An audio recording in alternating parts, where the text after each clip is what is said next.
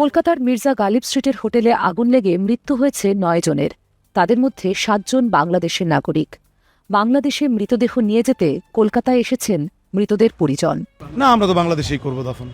আমাদের অলরেডি বাংলাদেশ থেকে যে গাড়ি ওটা বেনাপোল বর্ডারে চলে আসছে। এখান থেকে যদি আমরা বেনাপোল পর্যন্ত নিতে পারি দেন আমরা বাংলাদেশে নিয়ে যাব। প্রথমে ডেপুটি হাই কমিশনে ও পরে থানা এবং মর্গে শনাক্ত করে বাংলাদেশে দেহ নিয়ে যাবেন তারা। অ্যাম্বাসির কিছু কাজ ছিল আর থানার কিছু কাজ ছিল, আর এই মর্গের এখানে কিছু কাজ ছিল। থানা থেকে মোটামুটি কনফার্ম হয়েছে যে আজকে সম্ভবত যে কোনো এক টাইমে আমাদের কাছে হ্যান্ড ওভার করবে, বাংলাদেশে নিয়ে যাবো এবং ওখানেই। সেদিন আগুনে মা মারা গেছেন। অনেক সেদিন বোনের সঙ্গে উত্তরাখণ্ডে থাকায় প্রাণে বেঁচে ফিরেছেন। অনেকে বাংলাদেশে দেহ নিয়ে গেলেও ভারতেই মায়ের দেহ দাহ করতে চান অনেক সরকার। আমি আর বোন বাইরে ছিলাম, উত্তরাখণ্ড ছিলাম, ওখানে রিলেটিভ আছে, ওখানে ঘুরতে গেছিলাম।